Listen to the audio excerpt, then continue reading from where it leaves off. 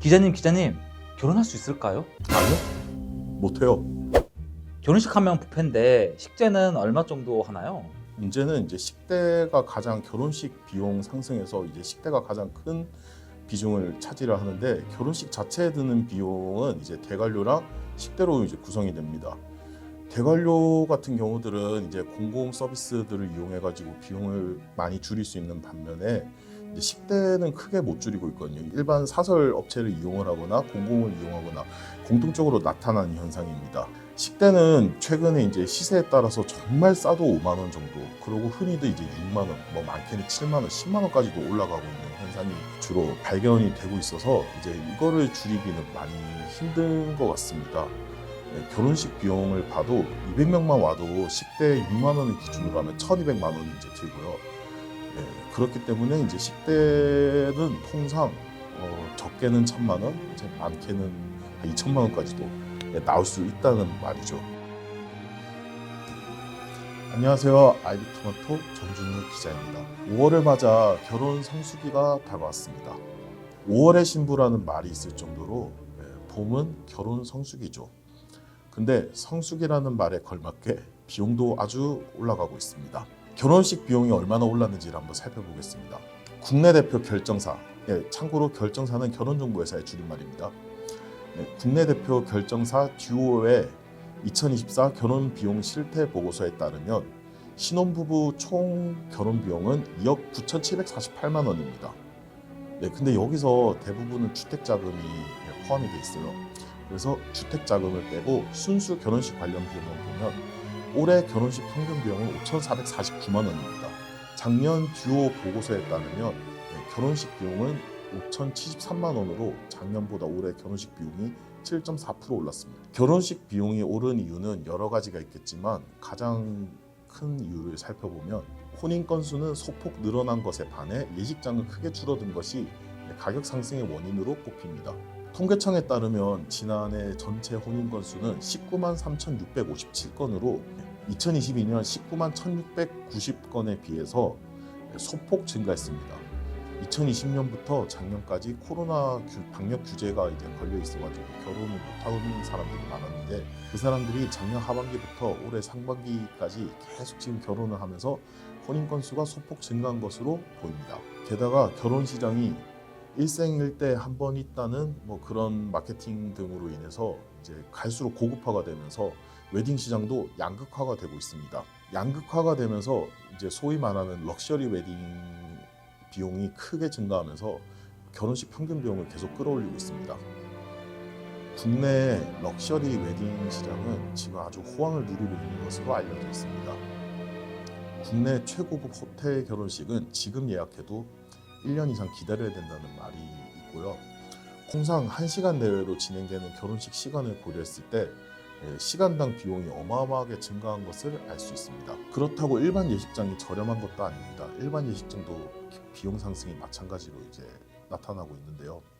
웨딩홀 예약을 잡기가 힘들어서 가격이 오르고 있는 것은 물론이거니와 1인당 식대 비용도 오르고 있습니다.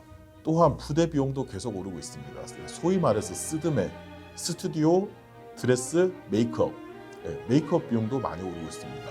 듀오 보고서에 따르면 올해 스드메 평균 비용은 350만 원 정도로 이제 파악이 되고 있는데요. 2023년 333만 원에서 10%가량 올랐습니다. 웨딩업계 문제점으로 지적되는 이제 뭐 폐쇄적인 가격 정책이나 아니면 추가 비용 같은 문제도 이제 그런 스드메 가격을 끌어올리는 원인으로 지목되고 있습니다. 웨딩 가격은 이렇게 오르고 있는데 청년층의 주머니 사정은 여전히 빠듯합니다. 결혼 정년기인 30대 중위소득을 한번 살펴보도록 하겠습니다. 2022년 통계청 자료에 따르면 30살에서 34살, 요거를 30대 초반이라고 말하겠습니다. 30대 초반의 중위소득이 315만 원, 35세에서 39세까지 여기를 30대 후반이라고 하면 30대 후반의 중위소득이 351만 원입니다.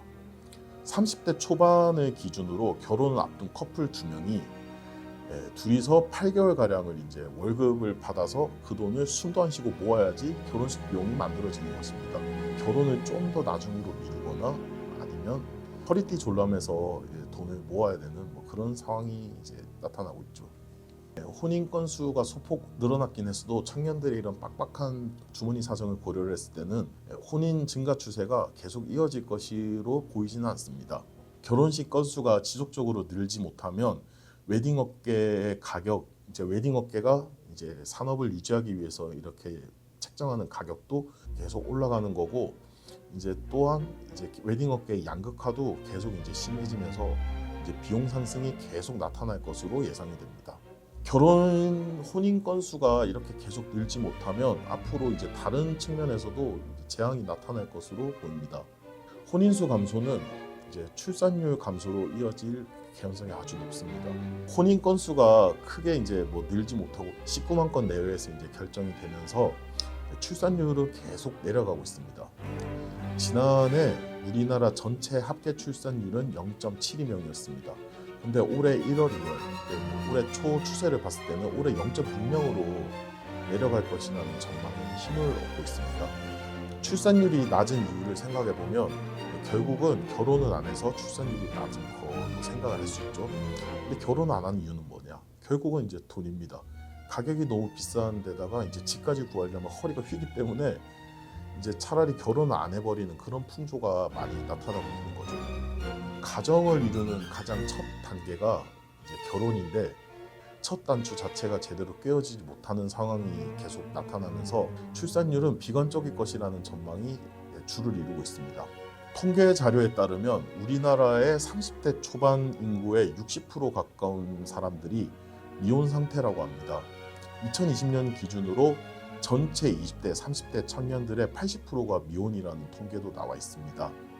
미혼이 많다는 것은 결국 결혼을 많이 하지 않는다는 것으로 이제 보여지는데, 결혼 비용이 이렇게 올라가는데 소득이 크게 늘지 못하면 앞으로도 혼인 건수는 계속 늘지 못하고 계속 줄어들거나 아니면 지지부진한 상태를 이어갈 것으로 예상이 됩니다. 결국 결혼 문제는 청년들의 개인의 행복의 문제를 넘어서 이제 국가 차원에서도 출산율 저하로 이어지면서 이제 많은 문제가 야기될 것으로 예상이 되는데요.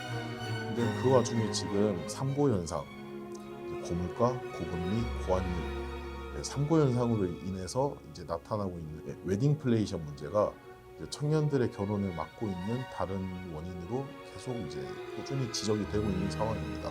이게 계속 악순환이 계속되면서 앞으로 우리가 어떻게 헤쳐나가야 될지 여러분의 생각을 한번 들어보면 좋을 것 같습니다.